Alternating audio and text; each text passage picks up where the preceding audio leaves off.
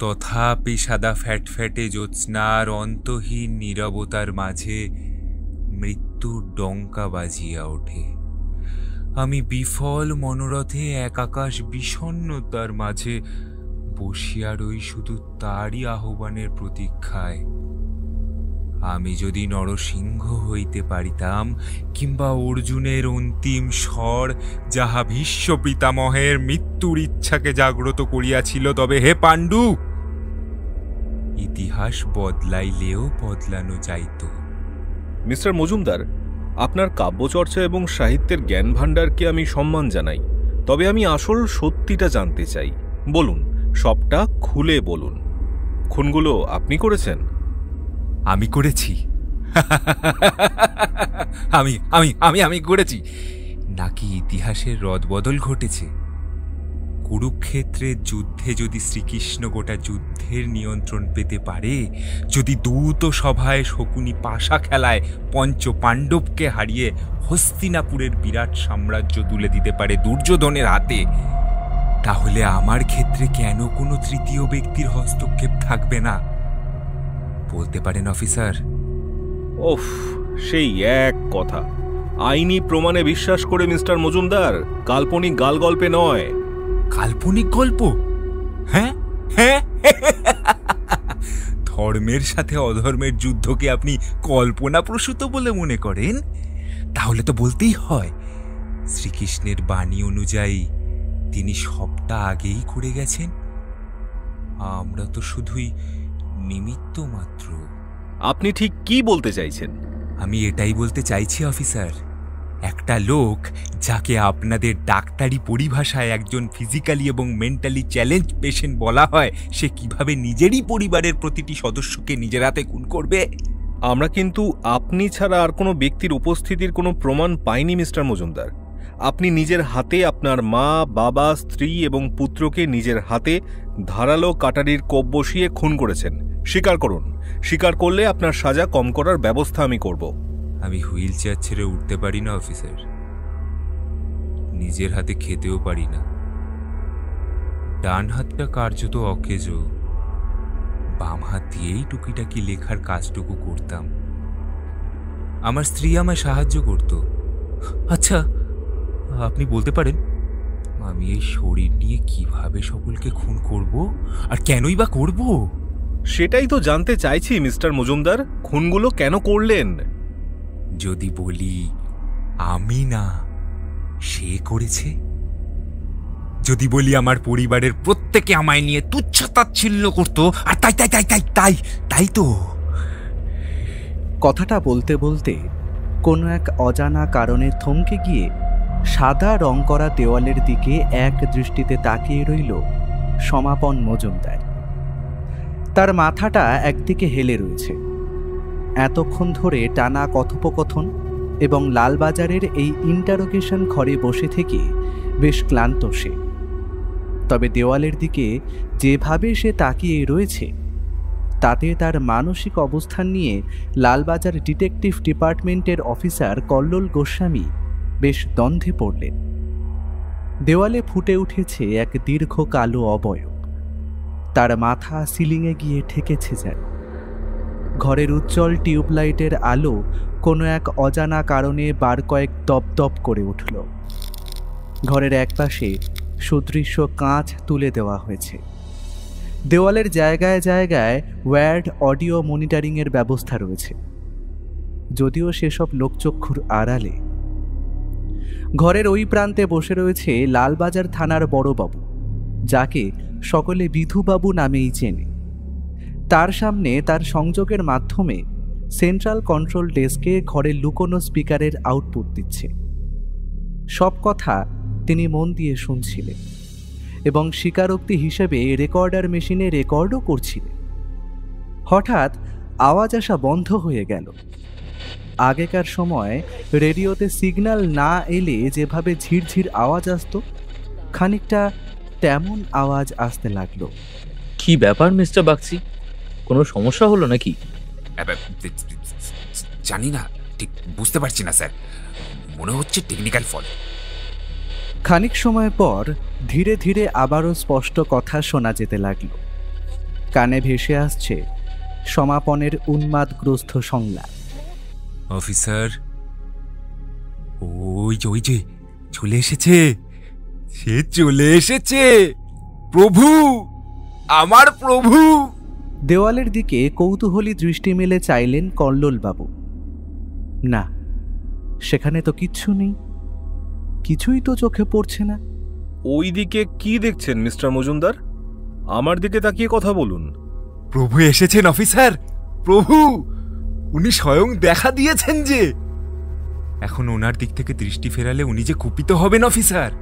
কেউ নেই ওখানে মিস্টার মজুমদার, সবটাই আপনার কল্পনাপ্রসূত, চোখের ভুল। না না অফিসার, একদম না, নইলে ও আপনাকেও মেরে ফেলবে। হ্যাঁ, মেরে ফেলবে। ঠিক যেভাবে আপনি আপনার গোটা পরিবারকে শেষ করেছিলেন সেইভাবে, তাই তো? বারবার সেই একই কথা, অসহ্য লাগছে। শুনুন অফিসার, তাদের আমি মারিনি, শুধু দেহের খোলসটুকু বদলেছি। হ্যাঁ, শুধু খোলসটুকুর বদল ঘটেছে মাত্র। তারা যে মৃত, সেই কথা আপনাকে কে বলল? হ্যাঁ, অযথা আবোল তাবোল বকে আমার সময় নষ্ট করবেন না মিস্টার মজুমদার। আপনার বাড়ি থেকে 4-4টে মৃত গলিত শবদেহ আমরা উদ্ধার করেছি। বেশ কয়েক মাস ধরে আপনাদের পাড়া প্রতিবেশীরা আপনি বাদে বাড়ির আর কাউকে দেখতে না পেয়ে তাদের মনে সন্দেহ জেগেছিল। আপনাকে জিজ্ঞেস করায় আপনি বলেছিলেন তারা নাকি তীর্থে গিয়েছে, কিন্তু ঘরে এমন একজন অসুস্থ ব্যক্তি থাকার পরেও তাকে একা ছেড়ে যায় কি করে? সন্দেহ জাগলেও প্রমাণ ছিল না মোটে। এরপর একদিন ঘরের ভেতর থেকে উৎকট বাসি মরা পচা গন্ধ আসায় তারা পুলিশ স্টেশন এবং মিউনিসিপ্যালিটিকে খবর দেয়। এর পরের ঘটনা আপনার জানা মিস্টার মজুমদার। লাশগুলোর পোস্টমর্টেম রিপোর্ট আমাদের হাতে এসেছে, যেখানে স্পষ্টভাবে মৃত্যুর কারণ হিসেবে উল্লেখ করা হয়েছে যে তাদের শরীরে আপনি, হ্যাঁ আপনি একাধিকবার ধারালো কাটারি দিয়ে কোপ মেরেছিলেন। কেন কেন মিস্টার মজুমদার, কেন? আমি আগেও বলেছি, আবারও বলছি, আমরা সবাই এই মহাবিশ্বের এক একটি মৃত চরিত্র মাত্র। সবই যে আমার প্রভু লীলা অফিসার। আমি একা নই, বরং আপনি যা দেখছেন সবটাই মায়া। যা আপনার চোখে পড়ছে না সেটাই আসল সত্যি। তারা মারা যায়নি অফিসার, শুধু পোশাক বদলেছে। তাই? প্রমাণ দিতে পারবেন? কিসের প্রমাণ চাইছেন অফিসার? ওই আপনার সোকল্ড প্রভু, আপনার বাবা মা স্ত্রী সন্তান, তারা যে দেহ ছাড়াও জীবিত, সেসবের প্রমাণ দিতে পারবেন? দেখবেন নাকি অফিসার? তাদের সাথে কথা বলবেন? সহ্য করতে পারবেন তো? হ্যাঁ পারবো, আলবাত পারবো মিস্টার মজুমদার। দেওয়ালের ওই শূন্য স্থানটার দিকে আবারও অদ্ভুত চোখে তাকালো সমাপন। মুখে ফুটে উঠল এক কুটিল হাসি। আবারও ঘরের আলোগুলো দপদপ শব্দে বার কয়েক চিরিক চিরিক শব্দ করে উঠল। হঠাৎ হুইল চেয়ারটা এক হাতে শটান দেওয়ালের দিকে, সেই নির্দিষ্ট দিকে ঘুরিয়ে সমাপন বিড়বিড় করে বলে উঠল, প্রভু, তোমার অস্তিত্ব যারা যুগে যুগে অস্বীকার করে এসেছে, তাদের তুমি প্রথমে নিজের অস্তিত্ব জানান দিয়েছ এবং তারপর তাদের শাস্তি দিয়েছ। আমি শুধুই একটা মাধ্যম মাত্র। আমি যা করেছি সবই তোমার নির্দেশে। আমি জানি এই মুহূর্তে তারা তোমার সাথে রয়েছে। তারা যে ধন্য, কারণ তারা তোমার পবিত্র আত্মায় স্থান পেয়েছে। এবার তাদের অন্তত একটি বার আমার কাছে ফিরিয়ে দাও প্রভু, ফিরিয়ে দাও প্রভু, ফিরিয়ে দাও। দেওয়ালের সেই ছায়ার পাশে ফুটে উঠল আরও 4-4টে মিশকালো অবয়ব। সমাপন 2 হাত 2 দিকে বাড়িয়ে চিৎকার করে বলে উঠল, তোমাদের ওই নশ্বর দেহ উন্মোচিত করেছি, তবে দেহ নেই বলে আক্ষেপ করো না। এসো, আমি আমার শরীরে তোমাদের আহ্বান জানাচ্ছি। তোমরা এসো, আমার শরীরে এসে ওই অফিসারকে জানাও যে তোমরা কতটা সুখে রয়েছো। What is this nonsense? সমাপন বাবু, এ আপনি কি করছেন? কাদের সাথে কথা বলছেন? আপনি ডেকেছিলেন, প্রমাণ চেয়েছিলেন। তারা এসেছে, তারা এসেছে, তারা এসেছে। হঠাৎ তার শরীরটা থরথর করে কাঁপতে লাগলো, মুখ দিয়ে বেরিয়ে আসতে লাগলো সাদা গ্যাজেলা। হুইল চেয়ারের হাতল ধরে সমাপন এগিয়ে এলো কাঠের টেবিলটার দিকে। মুহূর্তের মধ্যে সে তার মাথাটা বেশ কয়েকবার টেবিলে ঠুকে দিল। মিস্টার মজুমদার, মিস্টার মজুমদার, এসব আপনি কি করছেন? খানিকক্ষণ সব চুপ, সব শান্ত, আর কিচ্ছু শোনা যাচ্ছে না, কিচ্ছু না। বিধুবাবু মিস্টার বাগচিকে প্রশ্ন করলেন, কি ব্যাপার বলো তো বাবু? আবারও তো কিছু দেখা যাচ্ছে না, কিছু শোনাও যাচ্ছে না। বলি, এসব কি হচ্ছে? পকেট থেকে রুমাল বের করে কপালের ঘাম মুছে নিয়ে তিনি বলে উঠলেন, স্যার, আমিও তো কিছু বুঝতে পারছি না, তবে ব্যাপারটা সুবিধের ঠেকছে না যে। স্বচ্ছ কাঁচের ওই প্রান্তে থাকা মানুষ দুটিকে স্পষ্ট দেখা গেলেও স্পিকারগুলো অদ্ভুতভাবে ঘর ঘর শব্দ করছে। তারা দেখতে পাচ্ছে যে কল্লোলবাবু ক্রমাগত সমাপনের কাঁধে হাত দিয়ে ঝাঁকুনি দিয়ে চলেছে, তবে সাউন্ড প্রুফ কাঁচের বাইরে তাদের কথোপকথনের কোনো অংশ কানে আসছে না। স্যার, কেন জানি না বিষয়টা ঠিক স্বাভাবিক বলে ঠাউর হচ্ছে না। এমন ঘটনা আমি আগেও দেখেছি স্যার। আপনি ঠিক কি বলতে চাইছেন মিস্টার বাগচি? আমি এটাই বলতে চাইছি স্যার, ব্যাপারটা ভুতুড়ে। হ্যাঁ স্যার, আমাদের গ্রামে এমন ঘটনা প্রায় ঘটে। তাহলে আর কি, পুলিশের চাকরি ছেড়ে এবার ওঝাগিরি নিয়ে কাজ করি। সবই যখন ভূতের কারসাজি, তাহলে আমরাই বা এখানে বসে কি করছি? স্যার, আপনি বিশ্বাস করুন আর নাই করুন, তারা আছে। আমি শুনেছি স্যার, প্রেতাত্মার আগমন ঘটলে এমনটা হয়। তোমার মাথা আর আমার মুন্ডু। দরজা খুলে ভেতরে চলো, গিয়ে দেখি কি অবস্থা। ততক্ষণে আরও বেশ কিছু পুলিশ অফিসার ইন্টারোগেশন রুমের সামনে এসে উপস্থিত হয়েছে। হঠাৎ স্বচ্ছ কাঁচের এপার থেকে তাঁরা দেখতে পেল অবর্ণনীয় দৃশ্য। কল্লোলবাবু পকেট থেকে তার সার্ভিস রিভলভার কোমরের হোল্ডারের খাপ খুলে বাইরে বের করে আনলেন। ওকে থামাও, কাস্টাডিতে অপরাধীর কোনো ক্ষতি হলে চাকরি নিয়ে টানাটানি শুরু হবে। বিধুবাবুর কথা শুনে বেশ কয়েকজন অফিসার ইন্টারোগেশন রুমের দিকে ছুটে গেল। রুমের লকের হাতল ধরে ঘোরালে তবে সেটা খোলে, কিন্তু কি অদ্ভুত কাণ্ড, দরজা কিছুতেই খুলতে চাইল না। হঠাৎ শোনা যেতে লাগলো তাদের কথোপকথন। আপনি কিন্তু বড্ড বেশি বাড়াবাড়ি করছেন। এসব থার্ড ক্লাস ফালতু ড্রামা আমার সামনে চলবে না মিস্টার মজুমদার। কেন কেন লালবাজারের দুধে গোয়েন্দা কল্লোল মশাইয়ের বুঝি ভয় লাগছে? হ্যাঁ, আপনি কিন্তু মাত্রা ছাড়িয়ে যাচ্ছেন মিস্টার মজুমদার। আঙ্কেল, আঙ্কেল, আমার বাবার কি হয়েছে? বাবা আমার মাকে মারলো কেন? অদ্ভুত সেই কণ্ঠ, ঠিক যেন এক বছর আটেকের বাচ্চা ছেলের গলা যেন। পর মুহূর্তে সেটা বদলে গেল এক বছর 30-এর নারীর কণ্ঠে। অফিসার, অফিসার, আমার স্বামী কিছু করেনি, ও নির্দোষ। এইসব খুনের পিছনে দায়ী আমার স্বামীর লেখা একটা গল্পের চরিত্র, রাজদীপ। নামটা কল্লোলবাবুর কাছে একদম নতুন। কোন গল্পের কথা উল্লেখ করা হচ্ছে সেটাও তিনি জানেন না। হোয়াট? কি যা নয় তাই বলে চলেছেন? এই জঘন্য খেলাটা বন্ধ না করলে কিন্তু আমি আপনার মাথার খুলি উড়িয়ে দেব। রিভলভারের নলটা সমাপনের কপালে চেপে ধরতেই হঠাৎ সেই গলা বদলে হয়ে গেল এক বছর 50-এর বৃদ্ধার। বাবা, ওর যে কোনো দোষ নেই বাবা, এই সব কিছুর জন্য রাজদীপ দায়ী। আমার ছেলের মধ্যে এক অদ্ভুত ক্ষমতা রয়েছে। ওর লেখা গল্পের প্রতিটি ঘটনা, চরিত্র কেমন ভাবে যেন জীবন্ত হয়ে ওঠে। ওফ, অসহ্য, অসহ্য। থামুন, থামুন, চুপ করুন। আমি আর সহ্য করতে পারছি না। ঈশ্বরের দোহাই, আপনি চুপ করুন, দয়া করে চুপ করুন। আপনাকে যে শুনতেই হবে কল্লোল বাবু, নইলে সত্য উদ্ঘাটন করবেন কিভাবে? শুনুন, শুনুন সেই ঘটনা। এইবারের গলাটা আলাদা, এতক্ষণ ধরে শোনা সকলের চেয়ে আলাদা, বেশ ভারী এবং কর্কশ। ধীরে ধীরে সে বলে চলল এক মর্মান্তিক ঘটনার ইতিবৃত্ত।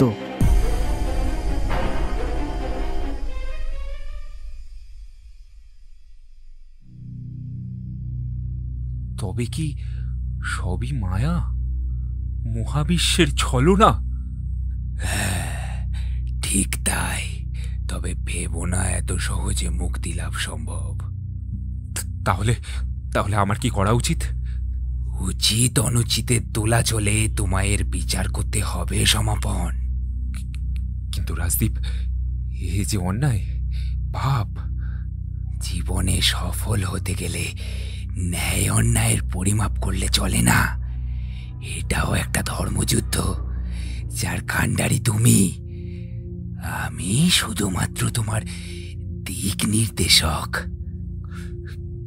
কিন্তু ওরা যে আমার পরিবার, আমার আপনজন। আপনজন? পরিবার? তোমার স্ত্রী মালবিকা তোমার পঙ্গুত্বকে নিয়ে উপহাস করে। শেষ কবে তোমায় তার বাড়িতে তার পরিবারের কাছে নিয়ে গিয়েছে মনে পড়ে? হ্যাঁ, মানছি মানছি রাজদীপ, কিন্তু কিন্তু আমি নিজেই বলেছিলাম যে আমি আর বাড়ির বাইরে পা রাখতে চাই না। কেন চাও না? কারণ তুমি জানো এই ঘরের ছোট্ট একটি অংশ, বইয়ের টেবিল, তোমার ডায়েরি, তোমার কলম এবং তোমার সৃষ্টি ছাড়া ইহজগতের আর কোনো কিছুই তোমার আপন নয়। কিন্তু যদি ধরা পড়ি? সমাপন, সমাপন, সমাপন! তোমার গল্পে আমার জন্ম কেন জানো? এতদিন ধরে এই অন্দর মহলের অন্ধকারে তুমি কার সাধনা করছিলে ভুলে গিয়েছো? ভুলে গিয়েছো তোমার আদর্শ, তোমার নীতিবোধ? ভুলে গিয়েছো তোমার তীব্র প্রতিশোধ স্পৃহা? না না রাজদীপ, আমি ভুলিনি, বলতে পারি না। স্মৃতির অতল খাদে শেষবার ঝাঁপ দিয়ে দেখো সমাপন, উত্তর খুঁজে পাবে। হ্যাঁ হ্যাঁ, তুমি ঠিকই বলেছ, একদম ঠিক। যতদিন এই হাত পা সচল ছিল, দুই হাতে রোজগার করেছি, আজও করে চলেছি। তবে লিখে অফিসের বাড়ি থেকে ফেরার সময় মানছি পেটে রঙিন জলটা একটু বেশি পড়ে গিয়েছিল। নিজেই কার ড্রাইভ করছিলাম, দেখলাম দূর থেকে ভেসে আসছে জোরালো এক জোড়া আলো, একটা ট্রাক। আমার গাড়ি স্পিড কন্ট্রোল করতে পারছি না, না চাইলেও পারছি না। মনে হচ্ছে ব্রেকটা যেন কাজ করছে না। তারপর এক প্রবল বিস্ফোরণ।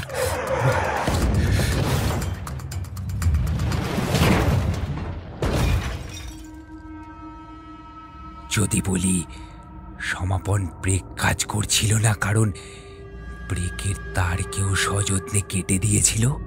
কে কে কেটেছিল রাজদীপ? তুমি তাকে চেনো না বুঝি? রাতের পর রাত যা যৌবনের উত্তাল তরঙ্গে বিহ্বল হয়ে তুমি পৌরস বিসর্জিত করেছ, শেষ করেছ নিজের স্বাধীনতা, এই যে তারই কাজ। মালবিকা? হ্যাঁ হ্যাঁ, তোমার মালবিকা। সে যে স্বাধীন চেতা, বৈবাহিক সম্পর্কের ঊর্ধ্বে গিয়ে সে নিজের মতো কিছু করতে চেয়েছিল খোলা আকাশে ডানা মেলে উড়তে, বাইরে গিয়ে কাজ করতে, ঠিক তোমারই মতো জীবনটাকে উপভোগ করতে। আর তাই তো তোমায় পথ থেকে সরাতে চেয়েছিল। হ্যাঁ তাই তো, আমি আমার এই গল্পে ঠিক এমনটাই যে লিখেছি। তুমি লিখেছ সমাপন কারণ শয়তান তোমায় দিয়ে লেখাতে চেয়েছিল। তোমার মা, বাবা, এমনকি ছেলের কাছেও তুমি বোঝা। আর তাই তাদের এক এক করে শেষ করে দিতে হবে যে। কিন্তু কিন্তু আমি যে শারীরিকভাবে অক্ষম। আমি মানে কিভাবে?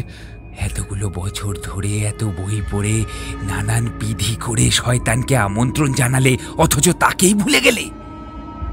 ডাকো, তাকে আমন্ত্রণ জানাও, সে আসবে, আসবেই, সে আসবেই। তোমার গল্পে যে আমিও তাকে ডেকেছিলাম, মনে পড়ে? হ্যাঁ হ্যাঁ, আমার সব মনে আছে, সব সব সব মনে আছে। তাহলে আর দেরি কিসের? তাকে ডাকো। এতক্ষণ সমাপন দেওয়ালে ফুটে ওঠা এক দীর্ঘ ছায়া শরীরের সাথে এক টানা কথা বলে চলেছিল। বাইরে প্রবল বেগে বৃষ্টি শুরু হয়েছে। ঘন ঘন বজ্রপাতে কান পাতা দায়। শেক্সপিয়ার কলোনির এই ইট বের করা প্রাচীন বাড়িটার দেওয়ালে ঝুলতে থাকা গ্র্যান্ডফাদার ক্লকে ঢং ঢং করে রাত 12টার ঘণ্টা বাজতেই শোনা গেল সমাপনের স্টাডি রুম থেকে এক গমগমে মন্ত্রোচ্চারণের শব্দ।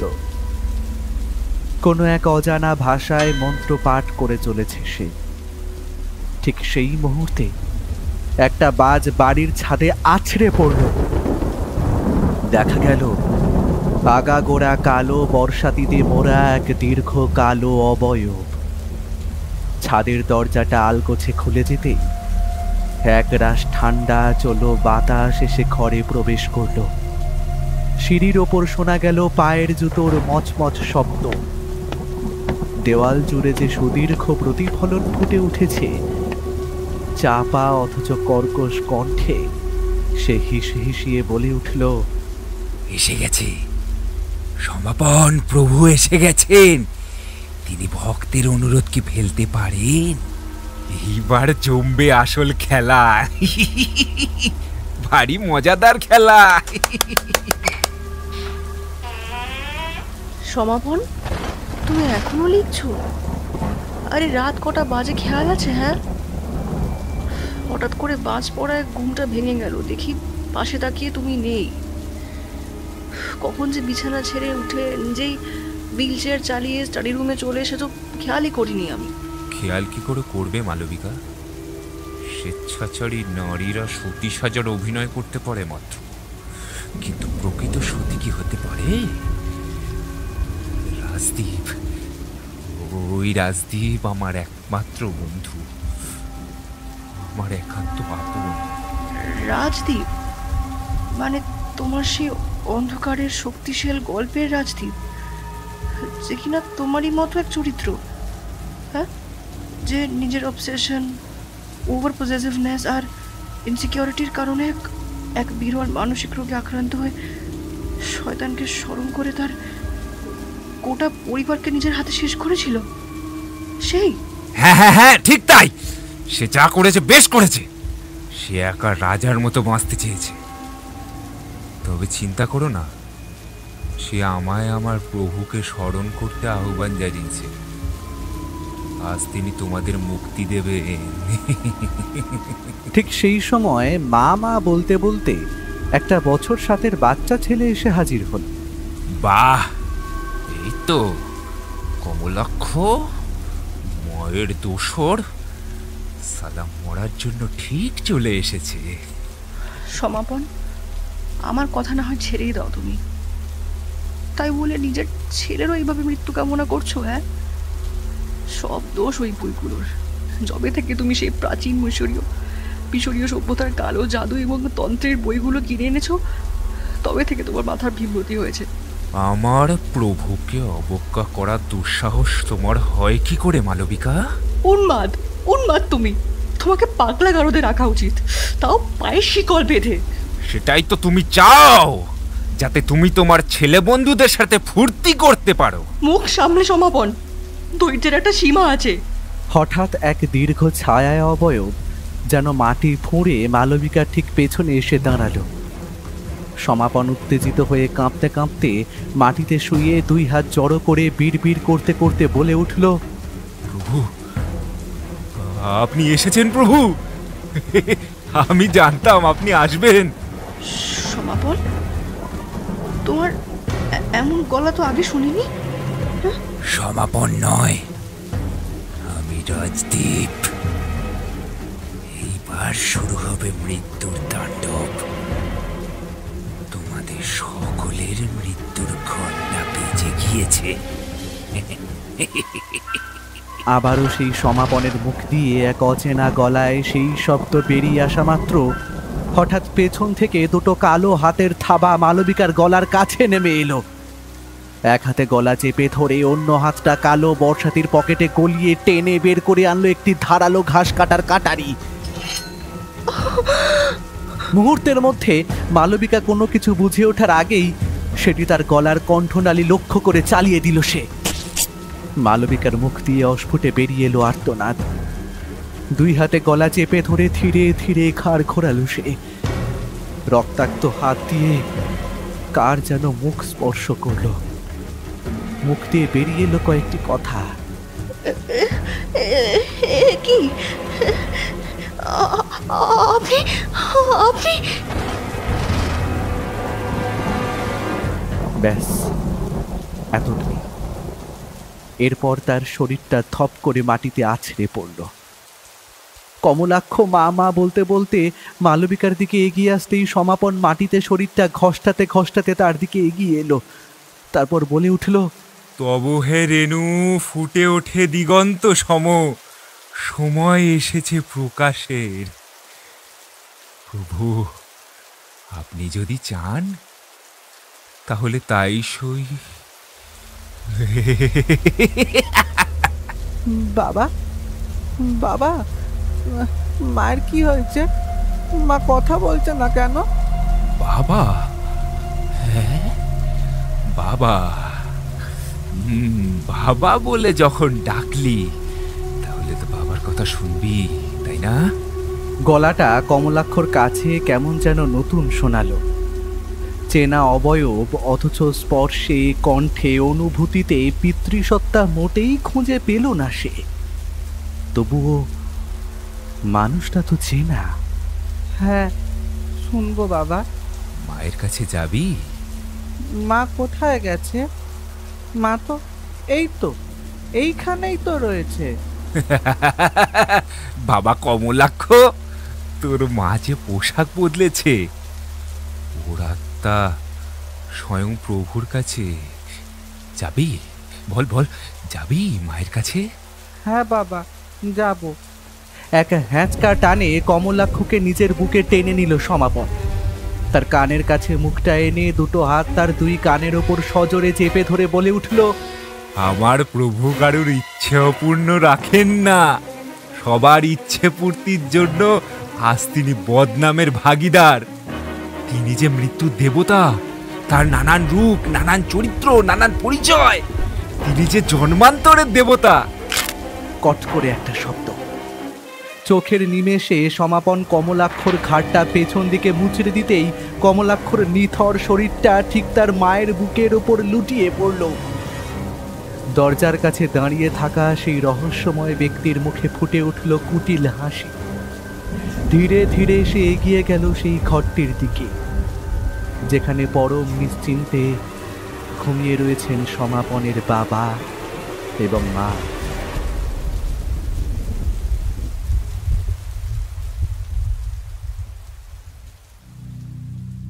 You bloody psycho! নিজের পরিবারকে নিজে খুন করে গল্প সাজাচ্ছিস? আমি তোকে এখানেই শেষ করে দেবো, স্কাউন্ড্রেল! কপালের ঠিক মাঝে বন্দুকের নল ঠেকিয়ে সেফটি লক খুলে দিলেন কল্লোলবাবু। তার মাথা বেয়ে টপ টপ করে ঝরে পড়ছে ঘাম।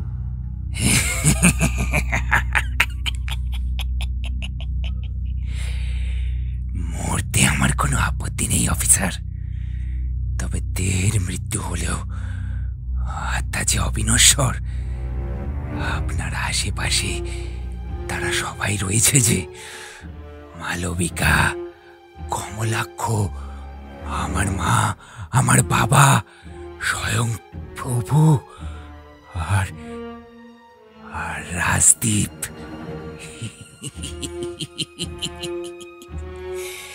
আমি খোলস ছাড়লেও সে তো রয়ে যাবে। তাকে মারবেন কিভাবে? হ্যাঁ,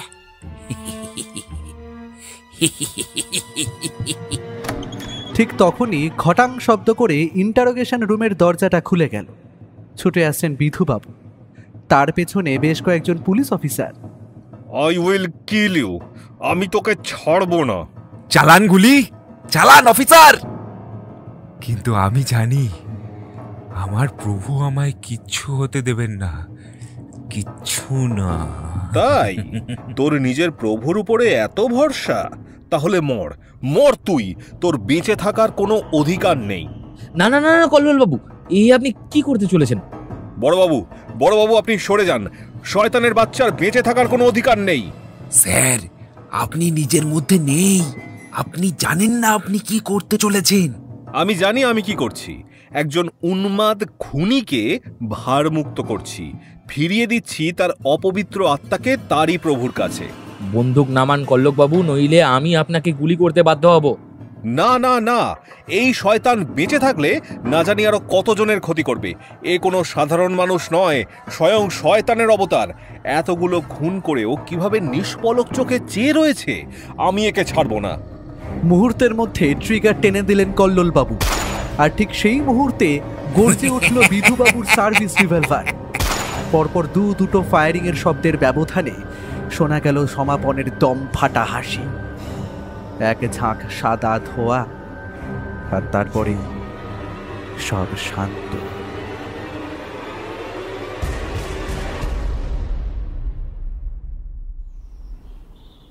আজ সকালটা অন্যান্য দিনের চেয়ে একটু অন্যরকম। বিগত কয়েকদিনের প্যাঁচপ্যাঁচে গরমের পর ঈশান কোণে কালো মেঘ জমেছে।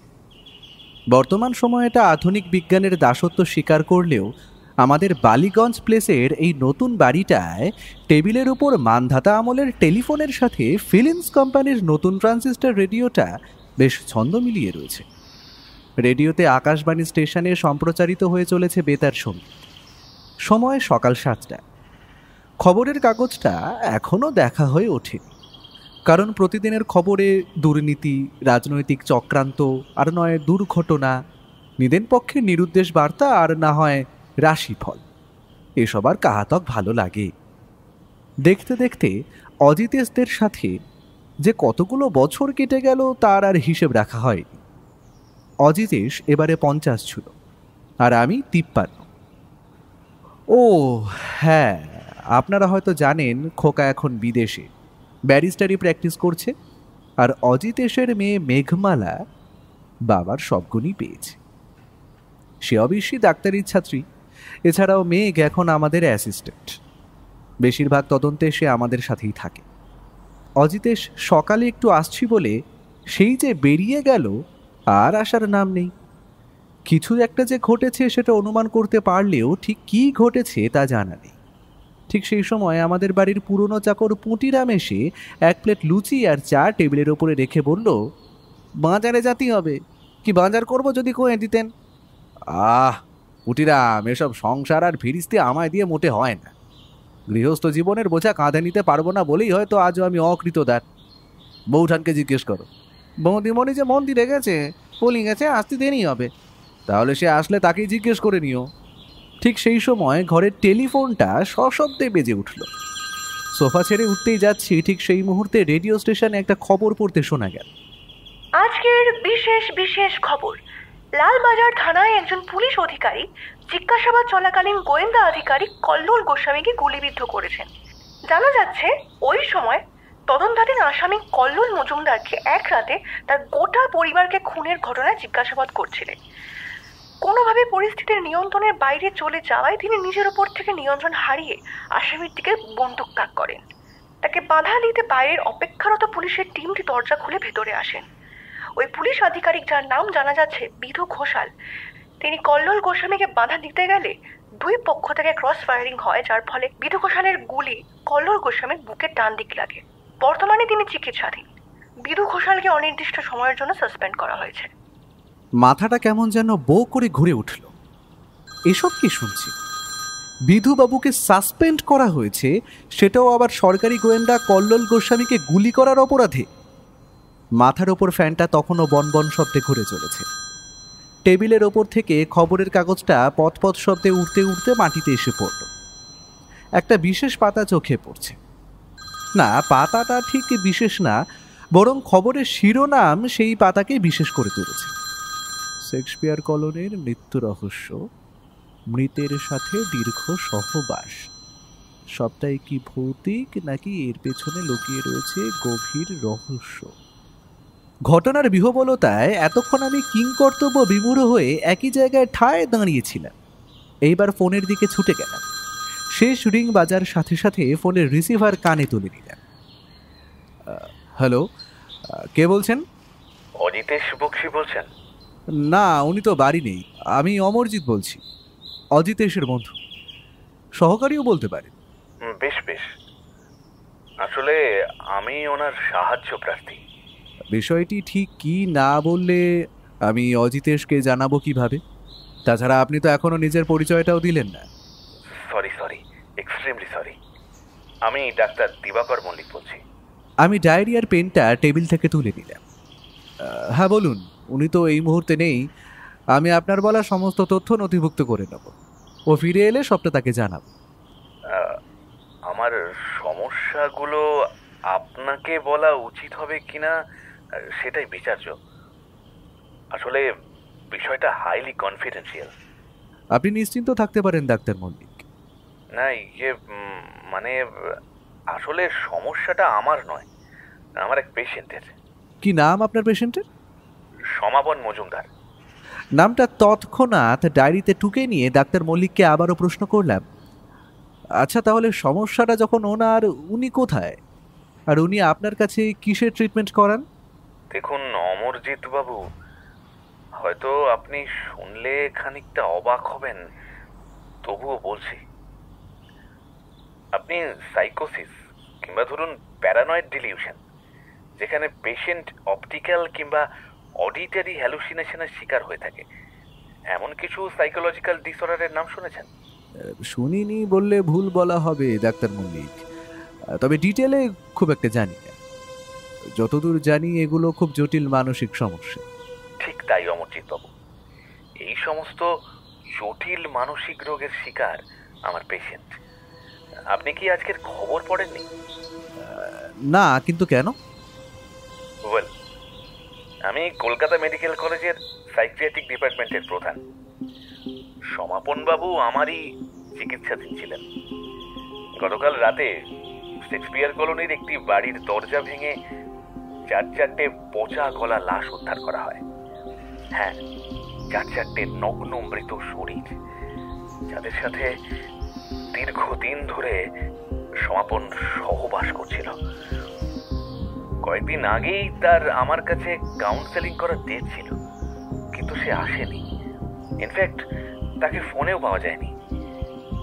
ঘটনার নৃশংসতা এখানেই শেষ নয় অমরজিৎ বাবু।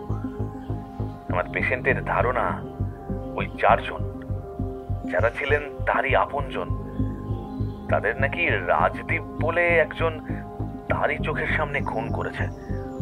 কিন্তু পুলিশের বদ্ধমূল ধারণা খুনি সমাপন নিজেই, সেই এই সকল খুনের জন্য দায়ী। সমাপন জেরা এটাও জানিয়েছে যে সে নাকি কোনো এক মিশরীয় দেবতার সাধক। এই প্রসঙ্গে বলে রাখি, তিনি কার্যত প্যারালাইজড। একটা অ্যাক্সিডেন্টে তার 2টি পা এবং ডান হাত কার্যক্ষমতা হারায়। তিনি বরাবরই লেখালেখি করতে ভালোবাসতেন। অ্যাক্সিডেন্টের পর তিনি মানসিকভাবে ভেঙে পড়লে তার স্ত্রী মালবিকা তাকে আমার চেম্বারে নিয়ে এসেছিল। কারণ তিনি বাড়িতে থাকতে থাকতে সকলকে নিজের শত্রু বলে মনে করতে শুরু করেছিলেন। তিনি ভায়োলেন্ট হয়ে উঠেছিলেন। ওই সময়েই তিনি মিশরীয় মাইথোলজি নিয়ে রিসার্চ শুরু করেছিলেন। জন্মান্তর, জন্ম মৃত্যুর চক্র, এইসব আর কি। এমনকি তার চারিধারে তিনি মৃত ব্যক্তিদের দেখতে শুরু করেন। তারা নাকি রাতের আঁধারে ফিসফিসিয়ে কথা বলে। আমি তার কাউন্সেলিং শুরু করি। উনি যা অনুভব করেন সেসব গল্পের আকারে লেখার পরামর্শ দিই, ও এও জানাই যে সবটাই তার মস্তিষ্ক প্রসূত এবং কাল্পনিক। কিন্তু এই সত্তাকে ধ্বংসের কাজে না লাগিয়ে সৃষ্টির কাজে লাগাক। তিনি আমার কথা রেখেছিলেন। সম্প্রতি তিনি একটি বই লিখেছিলেন, যেখানে তারই মতো এক চরিত্র, যার নাম রাজদীপ, সে তার গোটা পরিবারকে হত্যা করে। বাকিটা তো আগেই বললাম। এর শেষ পরিণতি কতটা মর্মান্তিক। আচ্ছা, সরকারি গোয়েন্দা কি সমাপন বাবুকে জিজ্ঞাসাবাদ করার সময় কোনোভাবে নিজের ওপর থেকে নিয়ন্ত্রণ হারিয়ে তার উপর বন্দুক তাক করেছিল? তাকে বাধা দিতে গিয়েই আজ বিধুবাবু সাসপেন্ড হয়েছেন। হ্যালো অমরজিৎ বাবু, হ্যালো হ্যালো, আপনি শুনতে পাচ্ছেন? হ্যাঁ হ্যাঁ হ্যাঁ ডাক্তার মল্লিক, আপনি বলতে থাকুন, আমি শুনছি। অমরজিৎ বাবু, আমার পেশেন্ট সমাপন মজুমদার, উনি তার গোটা পরিবারকে হারিয়েছেন। ওনার মতে ওনার আরাধ্য দেবতা ওনারই লেখা গল্পের চরিত্রকে বাস্তবে রূপদান করিয়ে দুজনে মিলেই হত্যাকাণ্ড ঘটিয়েছে। তবে আমার মত কিন্তু ভিন্ন। আপনি কি ভাবছেন এই ঘটনায় কোনো তৃতীয় ব্যক্তি রয়েছে? ঠিক তাই, বলবো, বাকিটাও বলবো। আপনি যদি বলেন অজিতেশ বাবুকে ঠিক কোন সময় পাওয়া যাবে, তাহলে আমি গিয়ে বাকি কথা সারতে পারতাম। অনেকে তো এই ঘটনা ভৌতিক বলেও কুৎসা রটাচ্ছে। তাদের মতে সমাপন ওয়াজ পসেসড। বুঝলাম। সবচেয়ে ভালো হয় যদি আমরা আপনার চেম্বার কিংবা বাড়িতে গিয়ে বিষয়ে আলোচনা করি। বাড়ির ঠিকানায় না যাওয়াই ভালো। আমি এই বিষয়ে গোপনতা অবলম্বন করতে চাই অমরজিৎ বাবু। আপনারা বরং সন্ধ্যের দিকে আমার চেম্বারে। আচ্ছা, একটা প্রশ্ন আমার মনে কৌতূহলের উদ্রেক ঘটাচ্ছে ডাক্তার মল্লিক। আপনি কেন ওনার হয়ে অজিতেশের সাহায্য চাইছেন?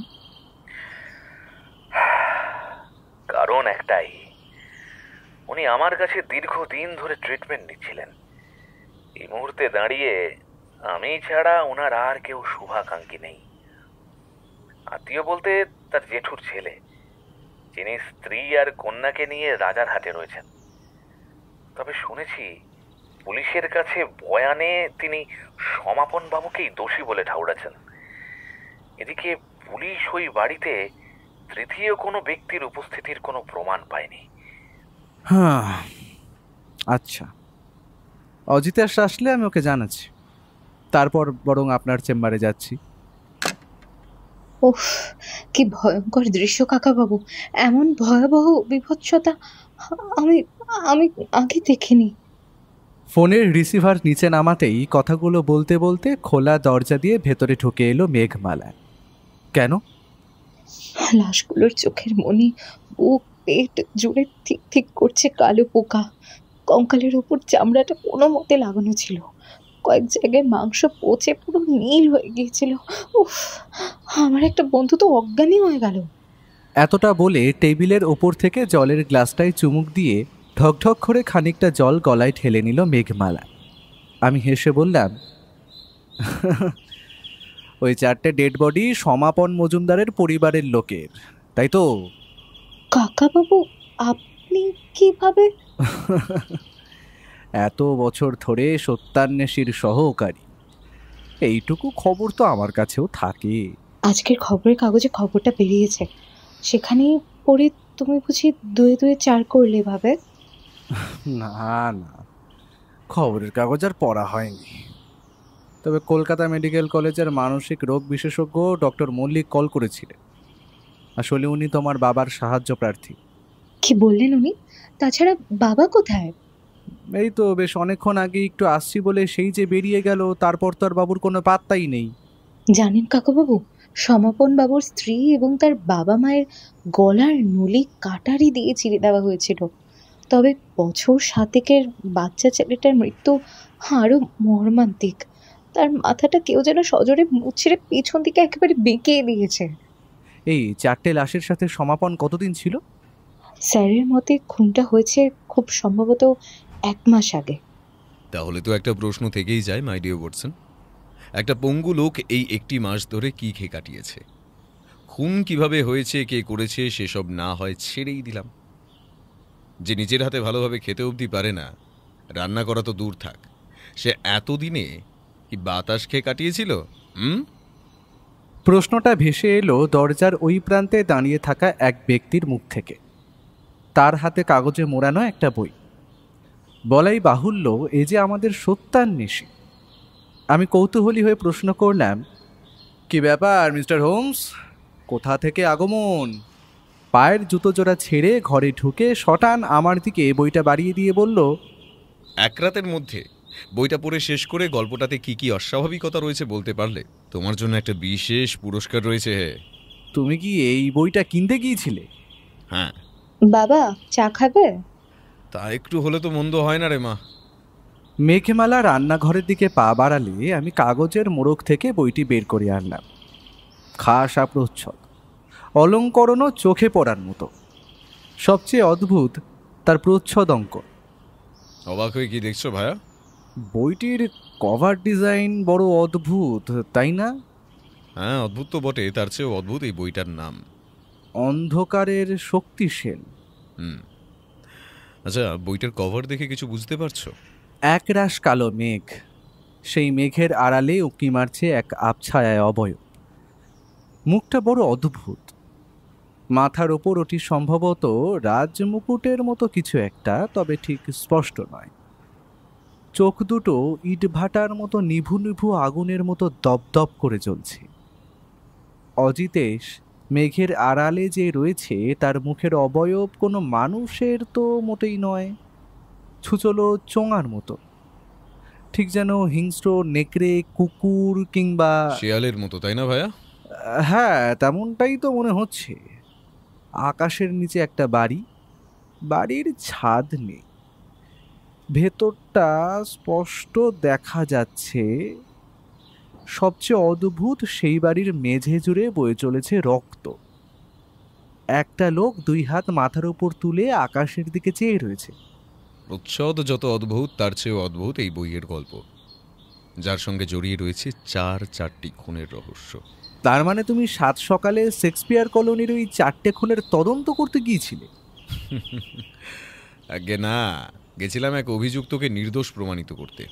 কে, সমাপন মজুমদার? না ভাইয়া, বিধুবাবু। কল্লোলবাবুকেও হাসপাতালে দেখে এলাম, উনি এখন সুস্থ রয়েছেন।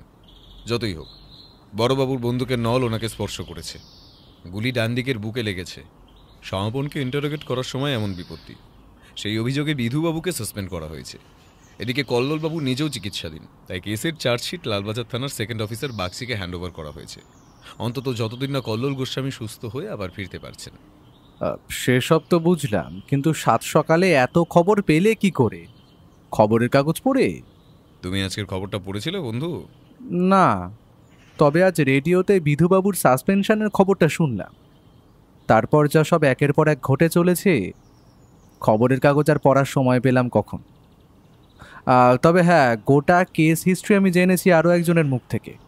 কে? ডক্টর দিবাকর মল্লিক। আজ সন্ধ্যায় ওনার সাথে অ্যাপয়েন্টমেন্ট রয়েছে। কলকাতা মেডিকেল কলেজে সাইকিয়াট্রিক ডিপার্টমেন্টের তিনি এইচওডি। আমার এগিয়ে দেওয়া ডায়েরির পাতার দিকে মনোনিবেশ করতে করতে অজিতেশ একবার চোখ তুলে আমার হাতে ধরে থাকা বইটির দিকে চাইল। এরপর অদ্ভুতভাবে মুচকি হেসে বলল, শেয়াল পণ্ডিত নাকি শেয়াল দেবতা? মেঘের আড়ালে মেঘনাদ নাকি লক্ষণের শক্তিশাল, কোনটা সত্যি? অন্ধকার নাকি এক ছিলতে আলো? তুমি ঠিক কি বলতে চাইছো বুঝতে পারছি না। বুঝবে বন্ধু, বুঝবে, সব বুঝবে। সঠিক সময় আসতে দাও, সব বুঝবে। তবে তার আগে একটা ধাঁধা তোমায় সমাধান করতে হবে। যে কেমন ধাঁধা? মেঘের আড়ালে বজ্রপাত, শেয়াল দেবতার মুন্ডুপাত, সাধকের ঘরে দাঁত কপাটি, লাশের উপর পড়ল লাশ। কে যে দোষী বুঝতে গেলে মনে রেখো অপরাধের ধারাপাত। শূন্য থেকে শূন্য জুড়ে শূন্যে বিলীন আধারের সম্রাট। রইল পড়ে আরো এক, বলো তো দেখি কে এই দোসর, যার সমাপ্তি হলেও রয়ে যাবে তন্দ্রার রেশ। কিছুই তো বুঝলাম না গো। আমিও বুঝিনি, তবে বুঝতে চাই। এই ধাঁধা কি তুমি বানালে? না, বইয়ের 60 নম্বর পাতা খোলো, ওতেই পাবে। তার মানে বাড়ি আসার পথে তুমি বইটি পড়েছো, তাই তো? কয়েকটা পাতা পড়েছিলাম মাত্র, গোটা বই অবশ্য পড়া হয়নি। সেটার দায়িত্ব আমি তোমায় দিয়েছি ভাইয়া। তুমি প্রশ্ন করেছিলে না আজ সকালে আমি কোথায় গিয়েছিলাম? হ্যাঁ, তুমি কি বিধুবাবুর সাথে দেখা করতে গিয়েছিলে? না, গিয়েছিলাম লালবাজারে। সেখানে গিয়ে গোটা ঘটনাটা মিস্টার বাগচির মুখ থেকে জানতে পারলাম। আচ্ছা, তুমি ভূত, প্রেত কিংবা পজেশনে বিশ্বাস করো ভাইয়া? যেটুকু জানি, পজেশন মানে তো ভূতে ধরা। কিন্তু আজ সত্যান্বেষীর মুখে এমন ধারা কথা শুনে বড়ই অবাক হচ্ছি। তুমি হঠাৎ এমন কথা বলছো কেন? বক্তব্যগুলো আমার নয়, লালবাজার থানার সেকেন্ড অফিসার বাগচি বাবু। দাঁড়াও, তোমায় একটা রেকর্ডিং শোনাই। এই বলেই পকেট থেকে ছোট একটা ক্যাসেট বার করলো। তারপর ওর ছোট টেপ রেকর্ডারের ভেতর ক্যাসেটটাকে ভরে প্লে করলো। তারপরে যা শুনলাম, আমি আমার লেখনির মাধ্যমে তার খানিকটা অংশ আপনাদের সকলের সামনে তুলে ধরলাম। বলুন, স্বীকার করুন, খুনগুলো আপনি করেছেন সমাপন বাবু। আপনি আর ওই 4টে ডেড বডি বাদে আর কোনো তৃতীয় ব্যক্তির উপস্থিতি আমাদের ফরেন্সিক টিম কোথাও খুঁজে পায়নি। সত্য সত্যিটা কি? খুনগুলো রাজদীপ করেছে অফিসার।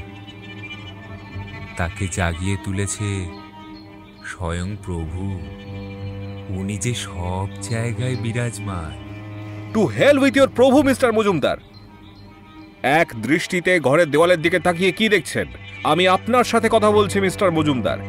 অফিসার, ওরাও এসেছে। কারা?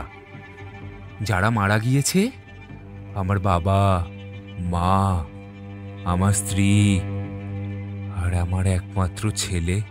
আপনি কিন্তু বড্ড বাড়াবাড়ি করছেন মিস্টার মজুমদার। এরপর আর কিছু শোনা গেল না।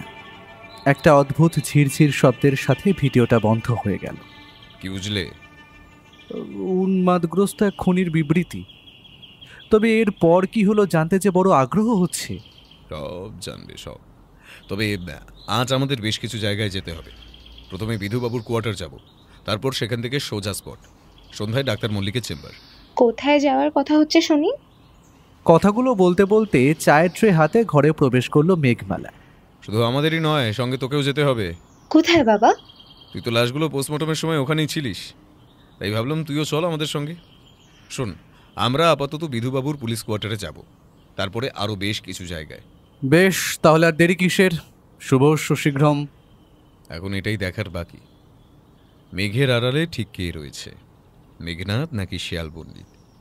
কে প্রকৃত নিয়ন্ত্রক? কালো আধারের বুকে এক ঝলক বিদ্যুৎ নাকি সূর্যের আলো? তার চেয়েও বড় প্রশ্ন, কার শক্তিশাল, লক্ষণের নাকি আধারের?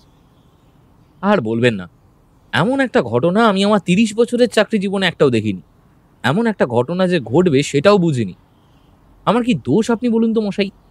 আমি কি আর জানতাম এমন একটা ঘটনা ঘটতে পারে? আচ্ছা বিধুবাবু, আপনাদের অফিসার মিস্টার বাগচি তো বলেই দিলেন সমাপন বাবুকে নাকি ভূতে ধরেছিল। আপনারও কি তাই মনে হয়? প্রথমে আমিও বিশ্বাস করিনি, কিন্তু এখন কি বিধুবাবু? মশাই, আমরা পুলিশ, ভূতের ওঝা নই যে ভূত তাড়াবো। সরকার আমাদের সেই ট্রেনিংও দেয়নি। তবে ভূতটা যে কি জাতের সেটাই তো বুঝতে পারছি না। ভূতের আবার জাত আছে বুঝি? হ্যাঁ আছে বই কি, আলবাত আছে। তবে সেই ব্যাপারে বিস্তারিত জানার আগে আমি বিধুবাবুকে কিছু প্রশ্ন করতে চাই। আচ্ছা বিধুবাবু, যেদিন সমাপনকে ওর বাড়ি থেকে গ্রেফতার করা হয়েছিল, ওই দিন কি আপনি টিমের সঙ্গে ছিলেন? কারণ কেসটা শেক্সপিয়ার থানার আন্ডারে পড়ে, তাই স্বাভাবিকভাবে তাদেরই প্রথমে তদন্ত শুরু করার কথা। এরপর এই কেস উঠে আসে লালবাজারের হাতে। কথাটা আপনি ঠিকই বলেছেন। তবে ওই দিন শেক্সপিয়ার সরণির থানার তদন্তকারী পুলিশের টিমটা ওখানে পৌঁছে এমন একটা ঘটনার মুখোমুখি হয়ে আমাদের সাথে যোগাযোগ করেছিল। এরপর আমরা স্পটে পৌঁছে যে দৃশ্য দেখি সেটা আমি সত্যি কখনো ভুলবো না। লোকটা ঠায় হুইল চেয়ারে বসে রয়েছে, স্টাডি রুমের মেঝেতে দুটো গলে যাওয়া লাশ, ঘরের ভেতরে বিছানায় আরো দুটো লাশ, তাদের শরীর জুড়ে ভনভন করে উড়ে চলেছে মাছি, চারদিকে জমাট বাঁধা চাপ চাপ কালো রক্ত, কালো পোকার দল মৃতদেহ খুবলে খাচ্ছে। সে যেন নরকের ভয়াবহতা অজিতেশ বাবু। এদিকে সমাপন বাবু উন্মাদের মতো পাতার পর পাতা জুড়ে শুধু একটাই কথা লিখে চলেছেন। 1 মাস ধরে পাতার পর পাতা জুড়ে একটাই কথা? হ্যাঁ, ডায়েরিতে যে 1 মাস আগের তারিখ দেওয়া ছিল, হিসাব করলে সেই তারিখের পর থেকে ধরা পড়ার আগে পর্যন্ত শুধু একটাই কথা বারবার লিখে গিয়েছেন। কি কথা বিধুবাবু? পোশাক উন্মোচন করে আত্মাকে স্বতন্ত্র করলাম, বাকিটা যে প্রভুর হাতে। উনি জন্ম মৃত্যুর মধ্যবর্তী দ্বারে দাঁড়িয়ে থাকা একজন রক্ষক, যিনি মৃত শরীরের হৃৎপিণ্ডের ওজন নির্ণয় করে তাদের গতি দান করেন। তিনি আত্মাকে সঠিক উপায়ে সঠিক দেহে স্থানান্তর ঘটান। তবে তার জন্য দীর্ঘ সময় অপেক্ষা করতে হয়, সময় লাগে। হতে পারে 1 আলোকবর্ষ বাদে আবারও আমাদের দেখা হবে, কিংবা ইহলোকে অন্য কোনো এক স্থানে, অন্য কোনো রূপে। ঠিক ততদিন আমি অপেক্ষা করব। আমি জানি তারা আসবে, তারা ঠিক ফিরে আসবেই। প্রভু আমাকেও বিনিময়ে দান করবেন অমরত্ব।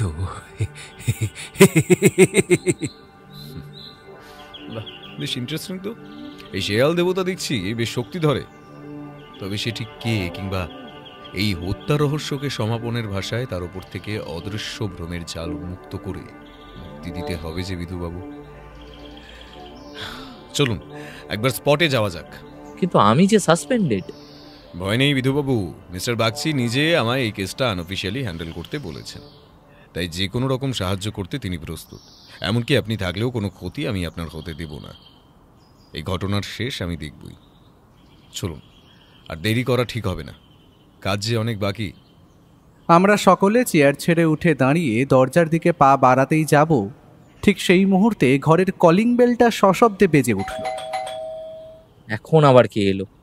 কথাটা বলতে বলতে বিধুবাবু দরজা খুলতেই পুলিশের একটা টিম ঘরে প্রবেশ করলো। বিধু ঘোষাল, আপনাকে একটিবার আমাদের সাথে যেতে হবে। কিন্তু কেন? আমায় তো অলরেডি সাসপেন্ড করা হয়েছে। আপনার নামে তদন্ত চলাকালীন অফিসার কল্লোল গোস্বামীর ওপর গুলি চালানোর অভিযোগ রয়েছে। হ্যাঁ, সেটা তো ওনাকে আটকানোর জন্য, যার জন্য আমায় সাসপেন্ড করা হয়েছে। সেটা নিয়ে আবার কিসের সমস্যা হাজির হলো? খানিকক্ষণ আগেই তিনি মারা গেছেন। হোয়াট? কি বলছেন অফিসার? আজ সকালে আমি নিজে ওনার সঙ্গে দেখা করে এসেছি, এর মধ্যে তিনি মারা গেলেন কিভাবে? আপনার পরিচয়? একজন সত্যান্বেষী। আপনি বোধহয় নতুন এসেছেন, তাই না অফিসার? নীলরতন ব্যানার্জি, এন্টালি থানার সেকেন্ড অফিসার। লালবাজার থেকে আমাদের কাছে অর্ডার এসেছে। যেহেতু ওনার কোয়ার্টারটা এন্টালিতে, তাই আমায় পাঠানো হয়েছে। আমরাই ওনাকে নিয়ে সোজা লালবাজার যাব। ভদ্রলোকের পা থেকে মাথা অবধি আপাদমস্তক একবার ভালোভাবে পর্যবেক্ষণ করে নিল। দাঁড়ান নীলরতন বাবু, এক মিনিট। আপনার আইডি কার্ডটা একবার দেখতে পারি? সমস্ত বিষয়টা আমার কাছেও কেমন যেন ধোঁয়াশা ঠেকছে। ঠিক কি ঘটছে বুঝে ওঠার আবারও শুনতে পেলাম অজিতেশের গলা। কই নীলরতন বাবু, আপনার আইডি কার্ডটা দিন। আসলে আইডি কার্ড সাথে ক্যারি করিনি। তাহলে কি করে বুঝবো আপনি এন্টালি থানা থেকে আসছেন, যেখানে লালবাজার থানার কেস লালবাজারেই যায়? এমন যদি সত্যি ঘটতো তাহলে লালবাজার থেকে লোক আসতো, আপনি নন। দেখুন, আপনাকে আমি এত কৈফিয়ত দিতে রাজি নই। ওপর থেকে অর্ডার রয়েছে, তাই নিতে এসেছি। পুলিশের কাজে বাধা দিলে কিন্তু ফল ভালো হবে না। আমরা আপনাকে আইনি কাজে বাধা দেওয়ার অপরাধে অ্যারেস্ট করতে পারি। আমিও তো সেটাই চাই, তবে তার আগে আমিও দেখতে চাই আপনারা কত দূর বাড়তে পারেন। ঠিক আছে, আপনারা দুজনেই চলুন, দেখি আপনি কত বড় হনু। একজন কনস্টেবল এগিয়ে এসে ওকে ছুতে যাবে, ঠিক সেই মুহূর্তে এক অবিশ্বাস্য ঘটনা ঘটল। ও সেই উর্দিধারী কনস্টেবলের হাতটা ধরে সজোরে পেছন দিকে মুড়ে দিল। এটা আপনি কি করলেন? ঠিক সেই মুহূর্তে নীলরতনবাবু পকেট থেকে রিভলভারটা বের করে ওর কপালে তাক করতেই যাবে, আমার পেছন থেকে মেঘমালা ক্ষিপ্র বাঘিনীর মতো ছুটে এসে নীলরতনের পায়ে সজোরে একটা লাথি কষাতেই রিভলভারটা ছিটকে মাটিতে পড়ল। তিনি সম্ভবত সেফটি ক্যাচ খুলেই রেখেছিলেন। চোখের নিমেষে ট্রিগারে চাপ পড়ে একটা গুলি ছুটে গিয়ে টেবিলে রাখা ফুলদানির ওপর পড়তেই সেটি সশব্দে মাটিতে আছড়ে পড়ল। আমি কিছুই বুঝতে পারছি না, কিছুই না। মাথার ভেতরটা কেমন যেন ফাঁকা হয়ে আসছে। গুলির শব্দ শুনে কোয়ার্টারের ঘরগুলো থেকে পিলপিল করে বেরিয়ে আসছে লোক। রাস্তার উপরেও লোক জড়ো হচ্ছে। ঠিক সেই মুহূর্তে নীলরতনবাবু সকলকে উদ্দেশ্য করে বলে উঠল, পালাও পালাও, এক্ষুনি পালাও, নইলে কপালে গণপিটুনি পড়বে, কেউ বেঁচে ফিরতে পারবো না। নীলরতন সহ পুলিশের গোটা দলটা দুদ্দার করে খোলা দরজা দিয়ে বাইরে বেরিয়ে গাড়িতে উঠেই ইঞ্জিনে স্টার্ট দিয়ে রাজপথের ভিড়ে মিলিয়ে গেল। ব্যাপারটা কি হলো? আমারও সেই একই প্রশ্ন। মেঝেতে পড়ে থাকা রিভলভার সযত্নে রুমাল দিয়ে হাতে তুলে নিয়ে বন্দুকটা নেড়ে চেড়ে বলল, এই রিভলভারের লাইসেন্স রেজিস্টার্ড করা হয়েছে বলে তো মনে হয় না, কারণ ছদ্মবেশী পুলিশকে কেই বা লাইসেন্স দেবে? ছদ্মবেশী? হ্যাঁ। আর বিধুবাবু, আপনিও দেখছি ঘাবড়ে গিয়েছেন, বুঝতে পারেননি নিশ্চয়ই? না, কিন্তু আপনি কিভাবে? ভাড়া করে পুলিশের পোশাক পাওয়া যায়, কিন্তু কাঁধের তারা না, সেগুলো অর্জন করতে হয়। নীলরতনবাবুর ইউনিফর্মে কাঁধের কাছে কোনো স্টার দেখতে পেয়েছিলেন? সেটা তো খেয়াল করিনি। একজন এত বড় মাপের মানুষ মারা গেল, অথচ এর কোনো খবর হলো না। এতক্ষণে আপনার বাড়ির সামনে সাংবাদিক জড়ো হয়ে যাওয়ার কথা ছিল বৈধবাবু। মিস্টার গোস্বামী তো সিটি হসপিটালে রয়েছেন। ওখানকার রিসেপশনে আমার একজন চেনা লোকও রয়েছেন। ব্যাপারটা সন্দেহজনক মনে হওয়ায় আমি ওনাকে আপনার পাশের ঘরের ল্যান্ড ফোন থেকে ফোন করে বিষয়টির ব্যাপারে জানতে চাই। উনি বেশ অবাক হয়েই জানান যে ঘটনাটা সম্পূর্ণ গুজব। তখনই আমার সন্দেহ হয়েছিল। তাহলে এরা কারা?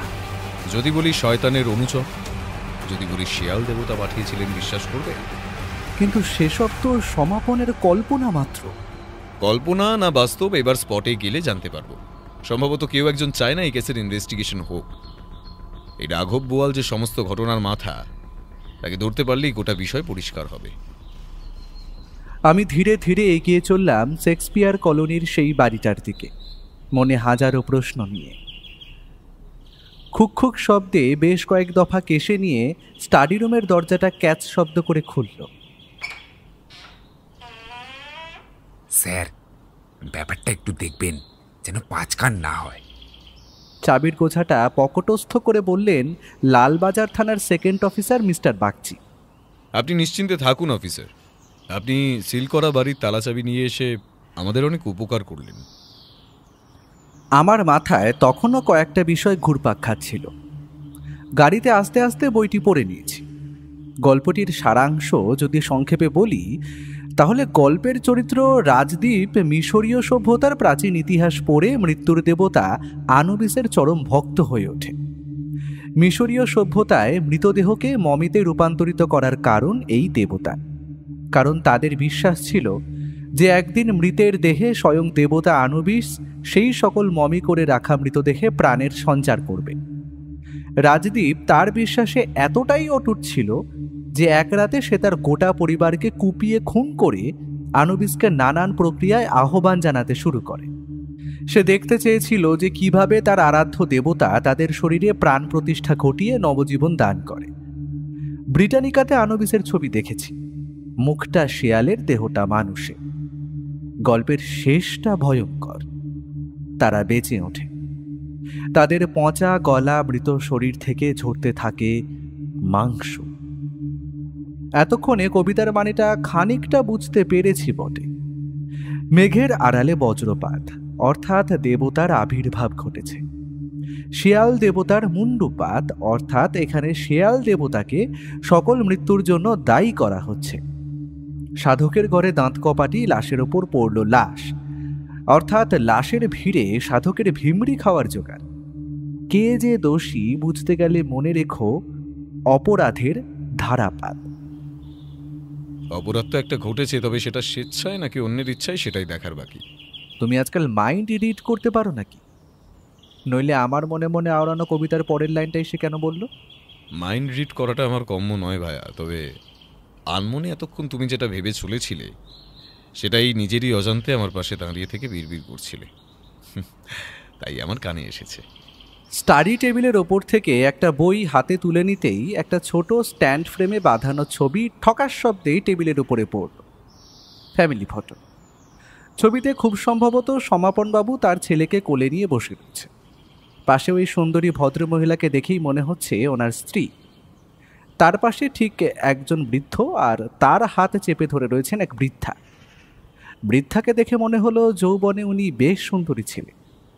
আমায় ওই ছবির দিকে একদৃষ্টিতে চেয়ে থাকতে দেখে বিধুবাবু বলে উঠলেন, উন্মাদ না হলে নিজের পরিবারকে কেউ এইভাবে শেষ করে? সমাপনবাবু, ওনার স্ত্রী মালবিকা, তাদের ছেলে কমলাক্ষ এবং সমাপনবাবুর বাবা হরিহরণ মজুমদার এবং ওনার স্ত্রী শুভ্রা, সবকটাকে একেবারেই শেষ করে দিল মশাই।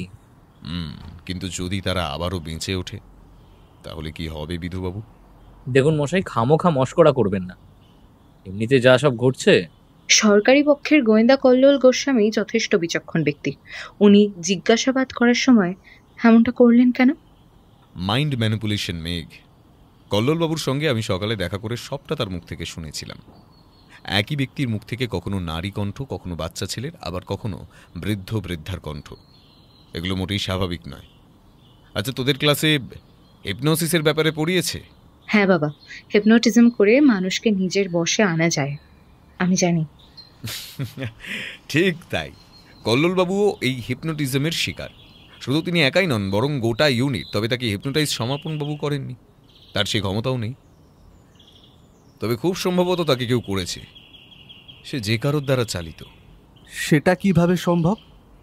যখন একটি বা দুটি মানুষ ধরো বিশ্বাস করলো যে এই বাড়িতে ভূত রয়েছে, খবরটা গোটা পাড়ায় রটে গেল।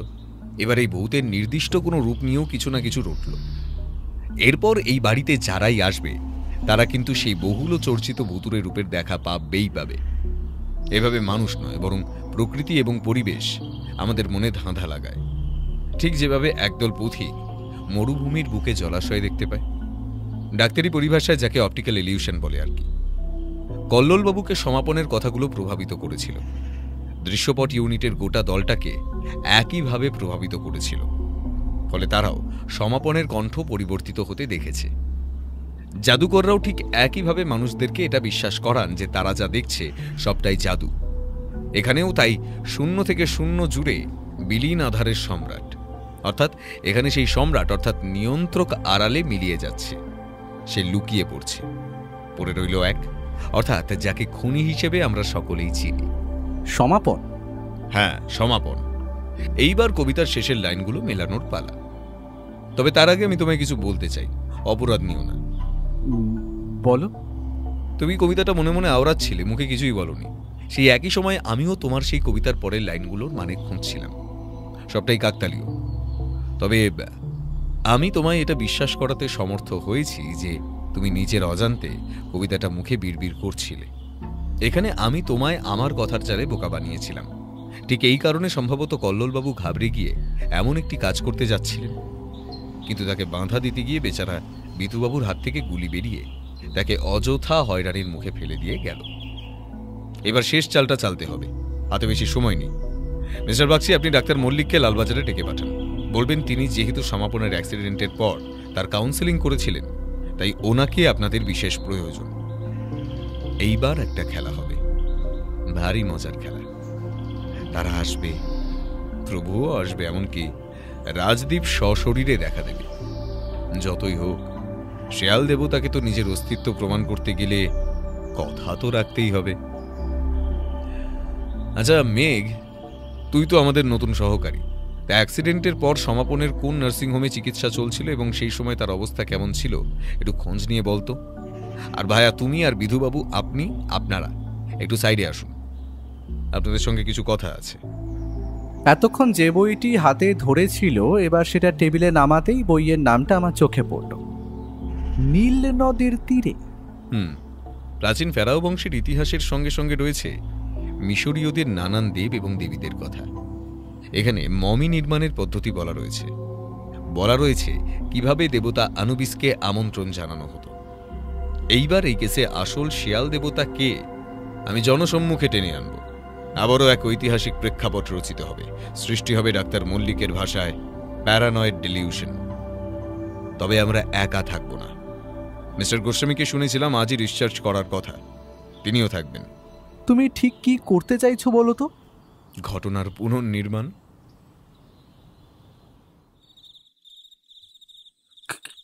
কে কে ওখানে?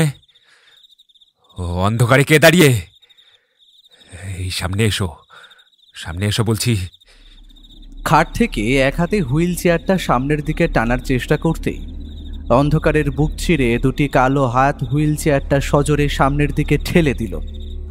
ঘর ঘর শব্দ করতে করতে হুইল চেয়ারটা আছড়ে পড়ল ঠান্ডা গারদের মেঝেতে। কোথায় যেন মুখ দিয়ে একটা গো গো শব্দ হয়ে চলেছে। কেউ যেন কোনো এক বিশেষ ব্যক্তির মুখ সজোরে চেপে রেখেছে। একটা হাড় হিম করা মেয়েলি কণ্ঠের খিলখিল হাসির শব্দ ছোট্ট এই জেলের ঘরটা জুড়ে ছড়িয়ে পড়ল। কে কে ওখানে? আমার হুইল চেয়ারটা কে ঠেলে দিল? হ্যাঁ হ্যাঁ, কে কে এমন ভাবে হাসছে? সমাপন, আমি এসেছি। আমি ফিরে পেয়েছি এক নতুন দেহ। আমার যে নবজন্ম ঘটেছে। মালবিকা, তুমি? তার মানে আমার প্রভু কথা রেখেছেন। বাবা, শুধু মালবিকা নয়, আমরাও ফিরে এসেছি। মা, তুমিও? শুধু মা কেন, সাথে আমিও রয়েছি। আর তোর ছেলে, তাকে ভুলে গেলি? বাবা, বাবা, এবার আমরা একসাথে থাকবো তো? কমলাক্ষ, আয় বাবা, আয় আমার বুকে, আয় আমার কাছে আয় বাবা। আর আমায় বুঝি ভুলে গেলে সমাপন? আমি তোমার গল্পের রাজদীপ। দেহ আমার ছিল না ঠিকই, তবে আমি যে তোমার গল্পের অংশ। তোমার প্রভু যে আমাকেও দেহদান করেছেন। কিন্তু তোমরা কোথায়? তোমাদের দেখতে পাচ্ছি না কেন? আমরা রয়েছি, তোমার আশেপাশেই রয়েছি, যে দেখো। মালবিকা, মালবিকা, এখানে যে বড্ড অন্ধকার। মালবিকা, উঠে এসো রাজদীপ, তুমি পারবে, ঠিক পারবে। তোমার কিচ্ছু হয়নি, তুমি সম্পূর্ণ সুস্থ। সমাপন কাঁপা কাঁপা পায়ে উঠে দাঁড়াতে আবারও অন্ধকারের বুক থেকে শোনা গেল এক পুরুষ কণ্ঠের চাপা আর্তনাদ। অন্ধকারের বুক ঠেলে বেরিয়ে এলো 4 জোড়া হাত। নারী পুরুষ সম্মিলিত কণ্ঠে বলতে লাগলো, পারবে, পারবে, পারবে, তুমি ঠিক পারবে, হ্যাঁ পারবে, হ্যাঁ পারবে। অদ্ভুত কাণ্ড। সমাপন ধীরে ধীরে হাঁটতে শুরু করেছে। অন্ধকারের বুক চিরে আত্মপ্রকাশ করছে 4-4টে ধূসর অবয়ব। আর ঠিক তখনই জেলখানার উজ্জ্বল বাল্বের হলদেটে আলো জ্বলে উঠল। তার ঠিক পায়ের সামনে থপ করে এসে পড়ল এক পুরুষের দেহ। সমাপন চমকে 2 পা পিছিয়ে গিয়ে তার দিকে তাকিয়ে বলে উঠল, এ কি, এ কি ডাক্তারবাবু, আপনি? আমরাও আছি সমাপন। এই যে আমার বন্ধু, উনি তোমার বাবা হরিহর, আর ওই যে তোমার মৃতা স্ত্রী মালবিকা, এবং একই সঙ্গে তোমার মা শুভ্রা দেবীও বটে। তবে আফসোস, ও আমার মেয়ে মেঘমালা। আর তোমার ছেলে, তোমার ছেলে কমলাক্ষ, তারও তো নবজন্ম ঘটেছে নাকি? ওই দেখো, দেখো তো চিনতে পারো কিনা? এ কি কল্লোলবাবু, আপনি? হ্যাঁ সমাপন, আরও আছে। তোমার প্রভুকে দেখবে না? উঠুন। এক হ্যাচকা টানে অজিতেশ দাঁড় করালো ডাক্তার দিবাকর মল্লিককে। তাকে উদ্দেশ্য করে বলে উঠল, কে যে দোষী বুঝতে গেলে মনে রেখো অপরাধের ধারাপাত। 0 থেকে 0 জুড়ে শূন্যে বিলীন আধারের সম্রাট। রইল পড়ে আরো এক, বলো তো দেখি কে সেই দোসর, যার সমাপ্তি হলেও রয়ে যাবে তন্দ্রার রেশ। কে ডাক্তারবাবু? অপরাধের ধারাপাতে লক্ষণের মতো শক্তিশাল নিক্ষেপ করে প্রকৃতই আপনি মেঘনাদ বধ করেছেন। সমাপনের মতো একজন ওয়েল নন ট্যালেন্টেড মানুষ, যেখানে অ্যাক্সিডেন্টের কিছুদিনের মধ্যেই সুস্থ হয়ে উঠেছিল, তাকে আপনি এটা বুঝিয়েছেন যে সে অসুস্থ এবং তার বাকি জীবন নাকি হুইল চেয়ারে কাটবে। নিজেকে সেফ জোনে রাখার জন্য আপনি ওকে বাঁচাতে কল করে এটা জানিয়েছিলেন যে আপনি একমাত্র ওনার শুভাকাঙ্ক্ষী। আপনি ওকে আনুবিসের কথা মাথায় ঢুকিয়েছিলেন। এও জানিয়েছিলেন যে সে তার পরিবারের কাছে বোঝা, কিন্তু শিয়াল দেবতা তার পরিবারকে তার মনের মতো করে গড়ে দিতে পারবে। প্রয়োজনে তাদের মৃত্যু, এবং এরপরেই ঘটবে নাকি নবজন্ম। আপনি তাকে কাউন্সেলিংয়ের নাম করে দিনের পর দিন হিপনোটাইজ করে তাকে এটা বুঝিয়েছেন যে তার গল্পের চরিত্র জীবন্ত। রইল পড়ে এক, অর্থাৎ সমাপন নিজে বলতো দেখি, কে সেই দোসর যার সমাপ্তি হলেও রয়ে যাবে তন্দ্রার রেশ? অর্থাৎ আজ সমাপন জেলে বন্দী, খুনের আসামি, কিন্তু আজও তার মনের ভেতর আপনার হিপনোটিজমের রেশ রয়ে গিয়েছে। সে আজও সেই সব কথা বিশ্বাস করে যা আপনি তাকে শিখিয়েছেন। মেঘমালা যদি সমাপনের চিকিৎসা যেই হাসপাতালে হয়েছে সেইখানে খবর না নিত, তাহলে তো সত্যিটা সামনে আসতো না। ঘটনার দিন আমার দৃঢ় বিশ্বাস আপনি ওর প্রভু সেজে ওই বাড়িতে ঢুকেছিলেন। ওর ছেলের গায়ে সমাপনের ফিঙ্গারপ্রিন্ট মিলেছে। তাই হ্যাঁ, ওর ছেলের খুনের জন্য ও দায়ী, কিন্তু বাকি খুনগুলো আপনি করেছেন। কেন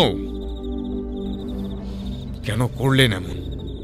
বেশ করেছি, যা করেছি বেশ করেছি অজিতেশ বক্সী। আমি তো আপনাদেরও এনকাউন্টারে মারতে চেয়েছিলাম, কিন্তু আফসোস বেঁচে গেলেন। হাসপাতালে আপনার সঙ্গে দেখা করতে গেলে আপনি আবারও অ্যাটেম্প্ট নিতেন। আমি নিশ্চিত, তাই তো আপনাকে এখানে ডেকে পাঠিয়েছিলাম মিস্টার মল্লিক। আমি আগেই বুঝেছিলাম যে সমাপনের ব্রেইন ওয়াশ করা হয়েছে। আমার চোখে ভালো সাজতে চেয়েছিলেন আপনি, কিন্তু আফসোস। যা করেছি বেশ করেছি, যেটা করেছি শুধুমাত্র এক নিদারুণ পরিশোধ নিতে। সমাপনের মা শুভ্রা, যে যুবাকালে তাকে ভালোবাসতাম, সেই সময় আমি গরিব ছিলাম, তাই কলেজে আমার প্রেমের প্রস্তাবকে নাকচ করে সবার সামনে আমায় চড় মেরেছিল। ভাবিনি এত বছর বাদে সুযোগ আসবে। তাই কাউন্সেলিং চলাকালীন যেদিন জানতে পারলাম সমাপনের মা শুভ্রা, তখন থেকে আমি আমার পরিকল্পনা শুরু করি। ওকে অন্ধকারের শক্তিশালের গল্পের প্লট আমি বাতলে দিয়েছিলাম, যাতে খুনের পর সমস্ত দায় ওর ওপরেই বর্তায়। আমি জানতাম আপনি বিধুবাবুর খাস লোক, ওনার সাসপেনশনের খবর কানে আসতে বুঝেছিলাম উনি আপনার সাহায্য ঠিক নেবেন। আর তাই আপনি আগে ভাগে নিজেকে সেফ রাখতে প্রথমে নিজেকে শুভাকাঙ্ক্ষী দেখিয়ে পরে আমাদের মারতে চেয়েছিলেন। টার্গেটে প্রথমে ছিলেন বিধুবাবু। আপনাকে তো হাসপাতালে আসার পথেই মারার প্ল্যান ছিল। বিধুবাবুকে মারলে এর দায় গিয়ে বর্তাবে কল্লোল বাবুর ওপর, কারণ বিধুবাবুর সাথে তার কি হয়েছিল সেই খবর আমরা সকলেই জানি। কল্লোল বাবুকে ফাঁসিয়ে কেস আরো জটিল করতে চেয়েছিলাম, যাতে আমার ওপর কখনো কোনো সন্দেহ তৈরি না হয়। এত কিছু করেও শেষ রক্ষা আর হলো কই? এবার আপনার বাকি জীবন কাটবে অন্ধকার কাল কুঠুরিতে। তবে সমাপনকে আমি বাঁচানোর চেষ্টা করব, কারণ সে প্রকৃতই নির্দোষ। তবে তার সত্যি মানসিক চিকিৎসার প্রয়োজন আছে। ওকে তো আবার স্বাভাবিক ছন্দে ফিরতে হবে নাকি? সত্যিই তাকে ফিরতেই হবে, কারণ এই মুহূর্তে সে এক শিশুর মতো মেঘমালার পায়ের সামনে বসে টুকরে কেঁদে চলেছে। সে বলে চলেছে, মালবিকা, মালবিকা, আমায় ক্ষমা করে দাও মালবিকা, আমি যে তোমার অপরাধী। মালবিকা, আমায় ক্ষমা করে দাও মালবিকা। এবার কে তাকে বোঝাবে মেঘমালা মালবিকা নয়, বরং তার ভূমিকায় অবতীর্ণ হওয়া একজন নারী মাত্র।